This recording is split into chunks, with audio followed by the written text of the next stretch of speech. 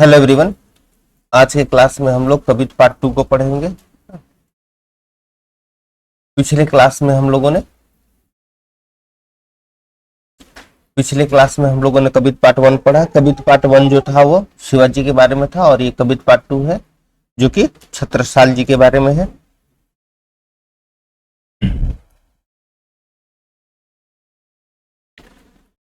तो महाराजा छत्रसाल जी के बारे में जो कविता दी गई है उसे पढ़ने से पहले बेहतर होगा कि एक छोटी सी जानकारी हम लोग छत्रसाल जी के बारे में ले लें। तो अगर हम लोग बात करें छत्रसाल जी के बारे में तो इनका जन्म देख सकते हैं आप लोग 1649 में हुआ और इनकी मृत्यु 1731 में हो गई। और ये बुंदेलखंड के राजा रहे हैं। बुंदेला इनके नाम के साथ भी जुड़ा हुआ रहता है, ठीक है। और ये अपने अंतिम समय तक, जब तक इनके शरीर में दम रहा, ये मुगलों के खिलाफ जो है वो संघर्ष करते रहे। बुंदेलखंड को एक स्वतंत्र क्षेत्र के रूप में हमेशा स्थापित करके इन्होंने रखा।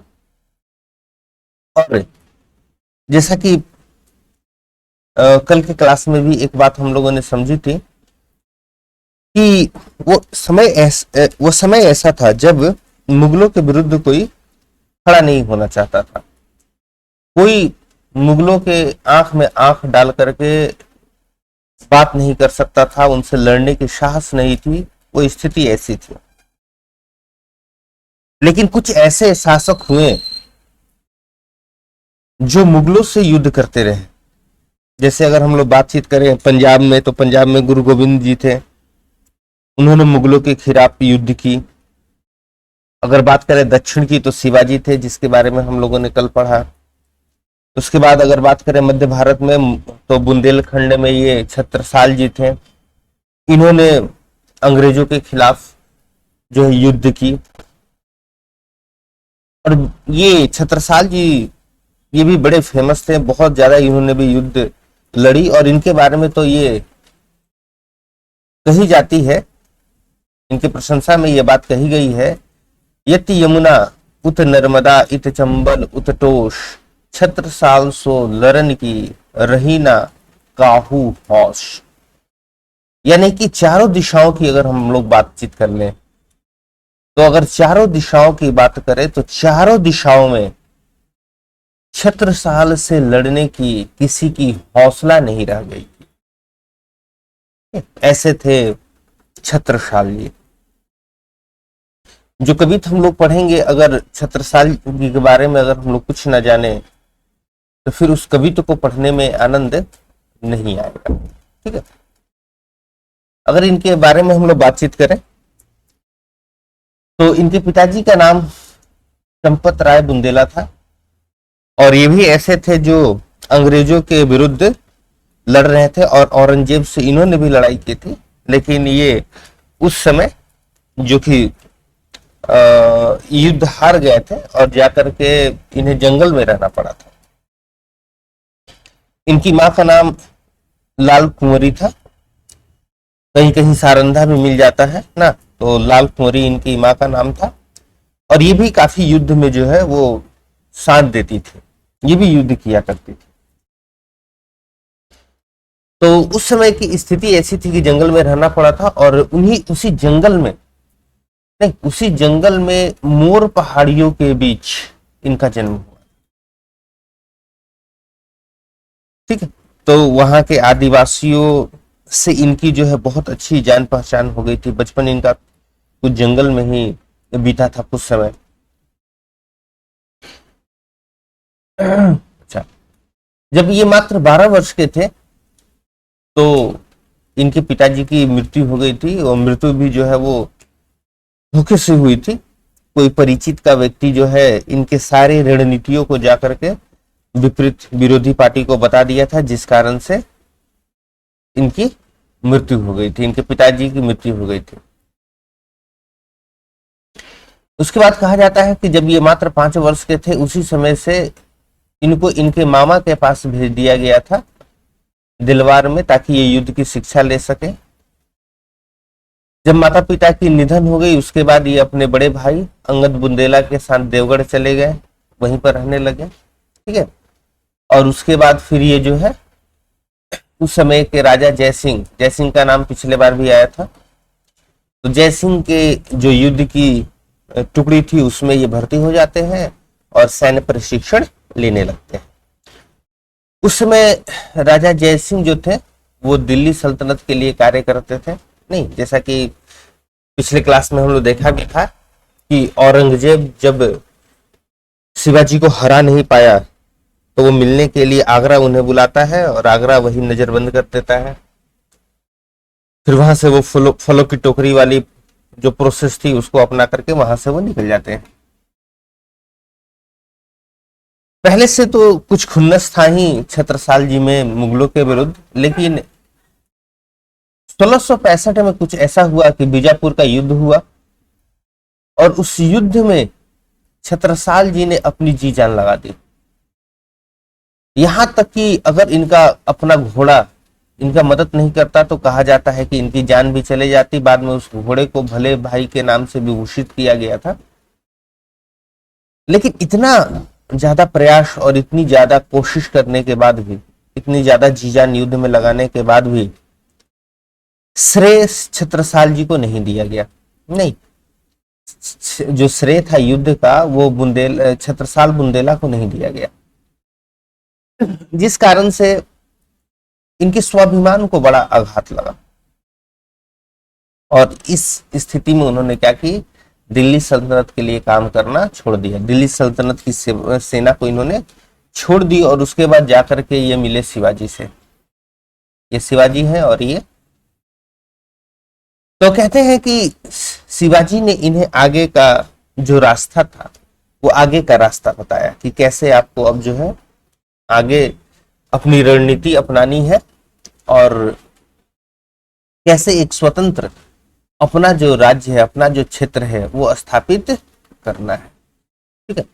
तो वहां से इन्होंने सारा उनसे सलाह लिया।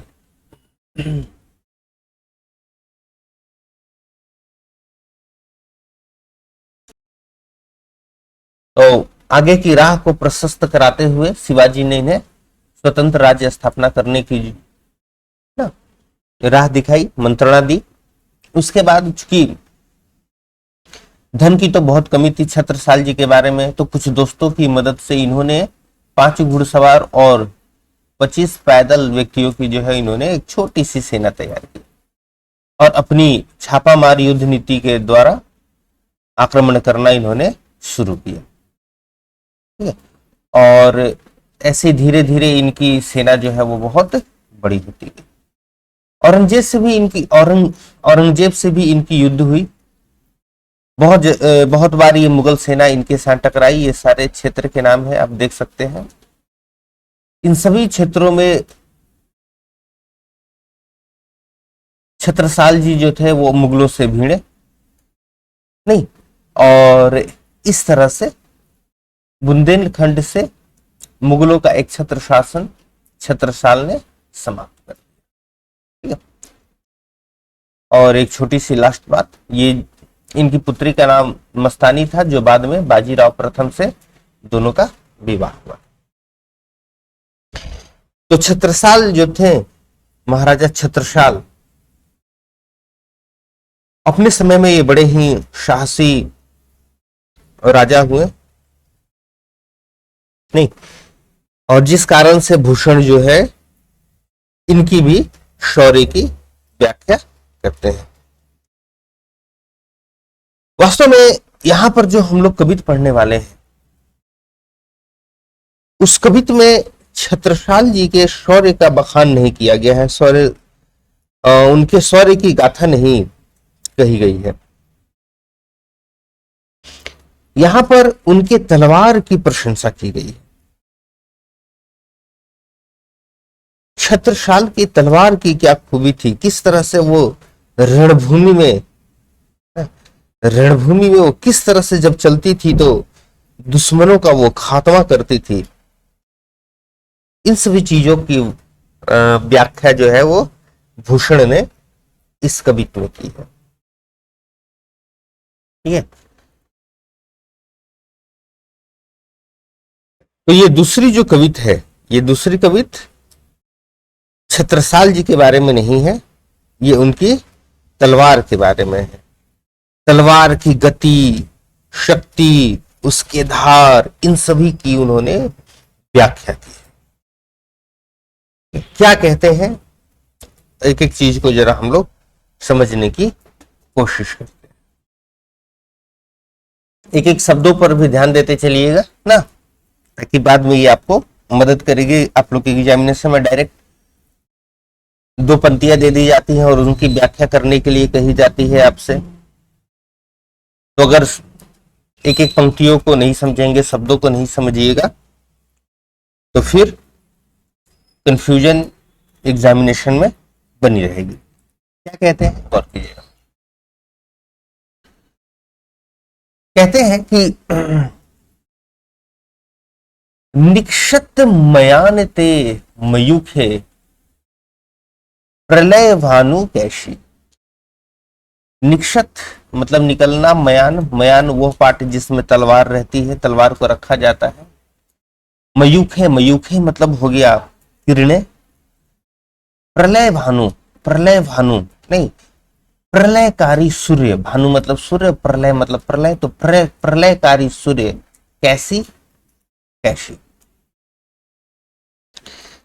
फारे तमतोम से गयंदन के जाल को, फारे मतलब फाड़ना, तमतोन मतलब अंधकारमयी, गयंदन, गयंदन मतलब हाथियों का झुंड, और जाल तो समझते ही हैं। क्या कहना चाहते हैं भूषण?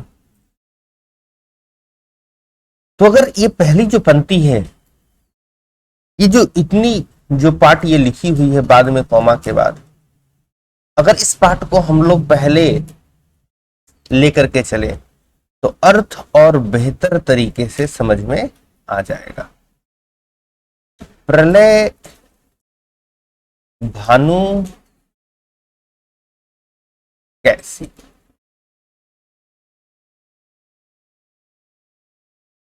नहीं, या फिर इस सेंटेंस को आप यहां भी अगर जोड़ करके देखिएगा तो भी अर्थ जो है वो बिल्कुल स्पष्ट हो जाएगा। ये केवल हम लोग थोड़ा एक्सपेरिमेंट कर रहे हैं।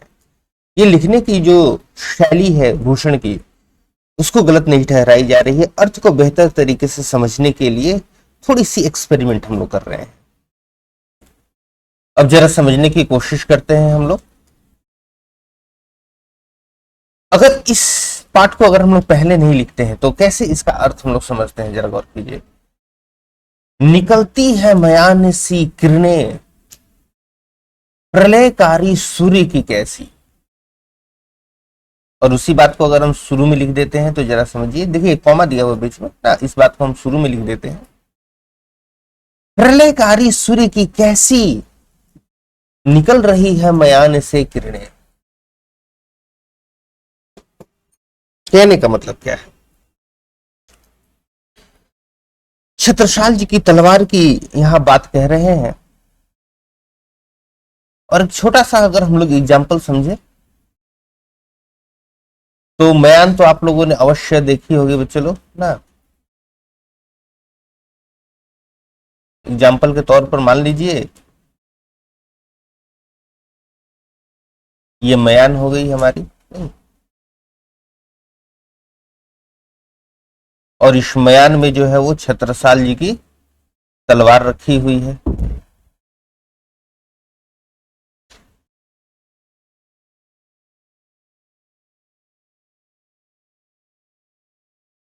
ठीक है, तो कहते हैं कि जब महाराजा छत्रसाल जी अपने मयान से तलवार को बाहर निकालते हैं, छत्रसाल जी जब अपने मयान से तलवार को बाहर निकालते हैं तो उस तलवार की व्याख्या करते हुए कहते हैं कि जो वो तलवार है, नहीं, वो तलवार है, वो तलवार कैसी है, तो वो प्रलयकारी सूर्य की किरणों की जैसी।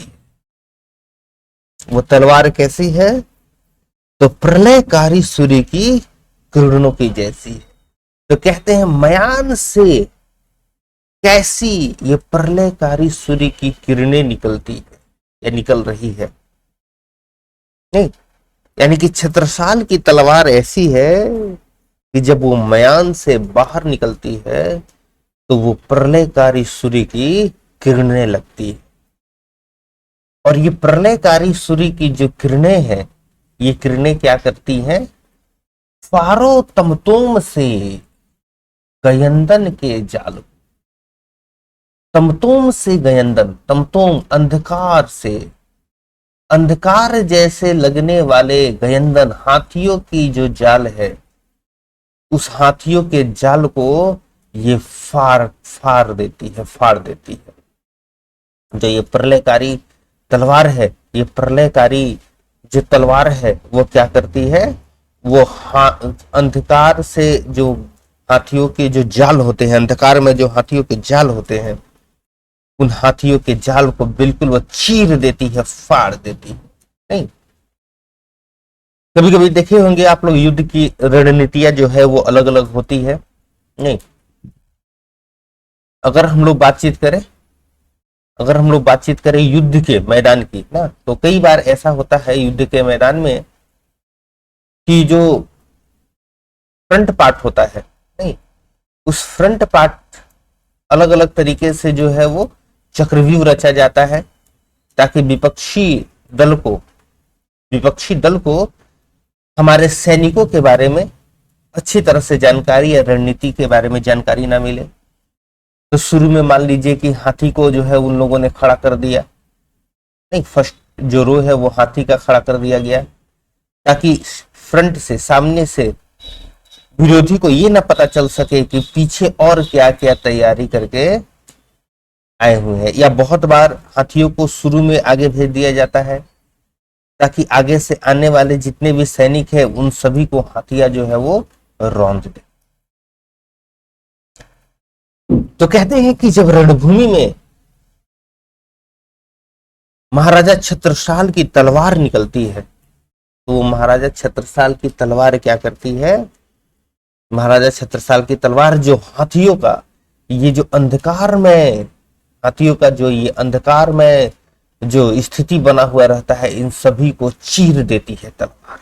नहीं, यानी छत्रसाल की तलवार ऐसी है कि जब रणभूमि में निकलती है तो वो प्रलयकारी किरणों की तरह लगती है और अंधकार में हाथियों के जो झुंड होते हैं, उन अंधकार में हाथियों के झुंड के जाल को बिल्कुल चीर देती है। नहीं, ये चीर देती है। यानी कि इन पंक्तियों के द्वारा हमें क्या पता चलता है कि छत्रसाल जी के तलवार की गति ऐसी है, उसकी धार ऐसी है कि उस तलवार के सामने हाथी भी नहीं टिक पाते। नहीं, बात को समझे, हाथी भी जो है वो नहीं टिक पाते। तो इस कवित्व में भूषण जी ने छत्रसाल जी के तलवार की व्याख्या की है, तलवार की बड़ाई की है। आगे क्या कहते हैं? जो तलवार है वो आगे क्या करती है? लागती लपकी कंठ वैरिन के नागिन सी, रुद्र ही रिझावे दैदे मुंडन की। लगती यानी कि लगती, लपकती यानी कि उछलना कूदना, कंठ यानी कि गला, वैरिन यानी कि शत्रु ना, और नागिन तो समझ ही रहे हैं। रुद्र शिव भगवान के लिए प्रयोग किया जाता है, लेकिन रुद्र का प्रयोग तब किया जाता है जब वो क्रोधित अवस्था में होते हैं।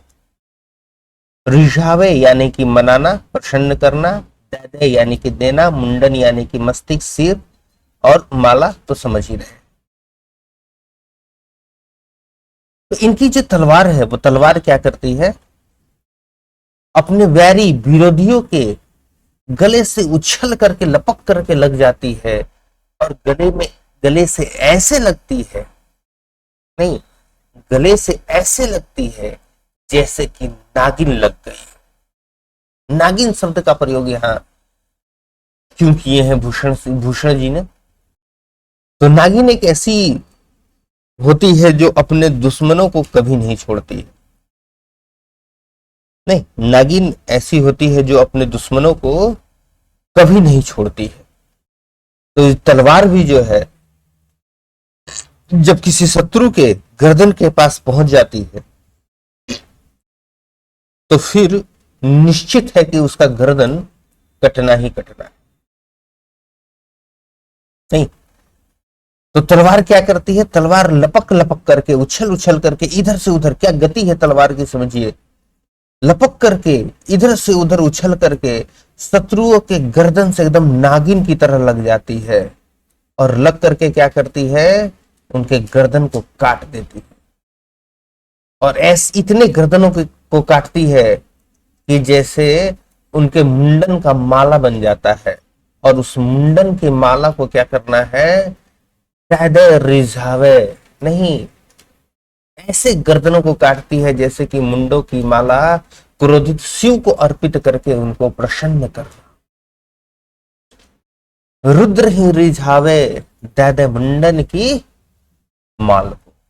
नहीं, ऐसा लगता है जैसे कि क्रोधित शिव को प्रसन्न करना है, मनाना है। गर्दन काट काट के, उन सिर को काट काट के उन सिरों की माला बना बना करके क्रोधित शिव को अर्पित करके उस क्रोधित शिव को मनाना है। इस तरह से एकदम तलवार जो है वो गर्दन से लगती है और गर्दनों को, अपने बैरी के, शत्रुओं के गर्दनों को काट देती है। बात समझे? जो तलवार है वो क्या करती है? लपक लपक करके वैरियों के गर्दन से लगती है और उनके सिर को काट देती है। और इतने ज्यादा सिरों को काटती है जैसे लगता है कि मुंडों की माला बना करके क्रोधित शिव को अर्पित करके प्रसन्न करना। नहीं, यह तलवार की शक्ति, तलवार की गति, तलवार की धार। तो तलवार की यहां बड़ाई की जा रही है भूषण के द्वारा। और ये तलवार है छत्रसाल जी का। अगली पंक्ति पर ध्यान दीजिए।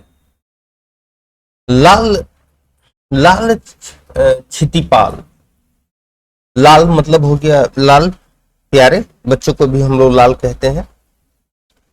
छितिपाल, छितिपाल मतलब हो गया पृथ्वी का पालन करने वाला राजा ना। छत्रसाल, छत्रसाल उनका नाम ही है, महाबाहुबली, ठीक है, यानी कि बहुत शक्तिशाली। कहते हैं कि प्यारे, धरती के पालन करने वाले महाबाहुबली छत्रसाल, कहां लो बखान करो तेरी करवाल को, कि मैं कहां तक तुम्हारे तलवार की बखान करूं। करवाल मतलब होता है तलवार, कि तुम्हारे तलवार की मैं कहां तक बखान करूं, कि तुम्हारी जो तलवार है वो तो प्रतिभट कटक कटीले केते काटी काटी। नहीं, प्रतिभट मतलब होता है शत्रु, यानी कि खास करके शत्रु की योद्धा। कटक, कटक मतलब हो जाता है समूह या सेना। नहीं, कटीले, कटीले का मतलब होता है काटने वाला, यानी कि तुम्हारा जो तलवार है उसकी मैं कहां तक बड़ाई करूं, वो तो दुश्मनों की योद्धाओं के सेना को काटने वाला है। नहीं, केते काटी काटी, कितना काट काट देता है इसका तो कुछ पता ही नहीं चलता। केते काटी काटी नहीं, कितनों को वो काट देता है, तुम्हारी तलवार कितनों की गर्दन को काट देती है इसका तो पता ही नहीं चलता है। नहीं, और जब वो दुश्मनों के गर्दन को काटती है तो ऐसा लगता है जैसे कि कालिका सी तिलकी। कालिका यानी कि काली देवी, लेकिन कालिका कब कहा गया काली देवी को? जब वो रक्त बीज का संहार करती है तब कालिका रूप उन्होंने धारण किया था। तो तुम्हारी जो तलवार है जब रणभूमि में पहुंचती है तो वो भी लगता है जैसे कि कालिका का रूप धारण कर ली है। और कालिका सी किलकी, किलकी मतलब किलकारी लेना, प्रसन्न होना, खुश हो जाना, ऐसा लगता है कि तुम्हारी तलवार कालिका सी बन गई है और कालिका सी प्रसन्न हो गई है और कलेऊ देती काल को। कलेऊ मतलब भोजन नहीं, ऐसा लगता है जैसे गर्दन काट काट के, नहीं शत्रुओं को काट काट के वो भोजन दे रही हो। किसको भोजन दे रही हो? काल देवता को भोजन दे रही हो कि लो काल देवता, नहीं भोजन करो और प्रसन्न हो जाओ। ठीक, तो क्या कहते हैं? कहते हैं कि तुम्हारी तलवार की मैं कहां तक प्रशंसा करूं, वो तो शत्रुओं की सेना को काटने वाली है और कितनों को काट देती है इसका तो पता ही नहीं चलता है। और जब वो काटना शुरू करती है तो ऐसा लगता है जैसे कि वो कलिका रूप धारण कर चुकी है और कलिका रूप धारण करके कितने को काट करके वो काल देवता को अर्पित करती जा रही है। नहीं, तो ये छत्रसाल जी के तलवार की ना यहाँ पर विशेषता बताई गई है। उनके तलवार की गति की, शक्ति की, धार की विशेषता बताई गई है। नहीं, धार इतनी तेज है कि एक बार में वो दुश्मनों के गले के पास पहुंचती है तो उसको काट ही देती है। नागिन सी लिपट जाती है, मतलब जहां वो पहुंच गई जिस गर्दन के पास, उसका तो कटना एकदम निश्चित ही है। और जब वो काटना शुरू करती है तो कितनों को मौत के घाट उतार देती है इसका पता नहीं चलता है। ऐसा लगता है कि जैसे काली देवी जो है वो काल देवता को अर्पित कर रही हो। लो मृत्यु देवता को चढ़ावा चढ़ा रही हो, भोजन अर्पित कर रही हो, ऐसा महसूस होता है। ठीक है, जितने भी इसमें डिफिकल्ट वर्ड है इनकी हिंदी आपके बुक के पीछे दी गई है, तो उससे घबराने की जरूरत नहीं है। ऐसा नहीं है कि अगर किसी वर्ड की, किसी भी शब्द का हिंदी अगर मेरे से छूट गया हो, नहीं बता पाया हो, तो उसके बारे में आपको पता नहीं चलेगा। बैक साइड में देख लीजिएगा, सारा कुछ आपके बुक में दिया हुआ है। तो इस तरह से कविता में हम लोगों ने दो वीर योद्धाओं के बारे में देखा।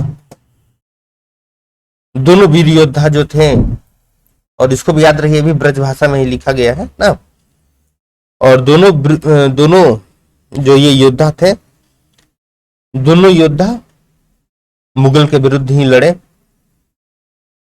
ठीक है, मुगलों की जो तानाशाही थी, मुगलों की जो कुव्यवस्था थी, उन सभी के विरुद्ध इन्होंने लड़ा और अपना अपना स्वतंत्र राज्य स्थापित इन्होंने करना चाहा और किया भी ना, इन्होंने किया भी।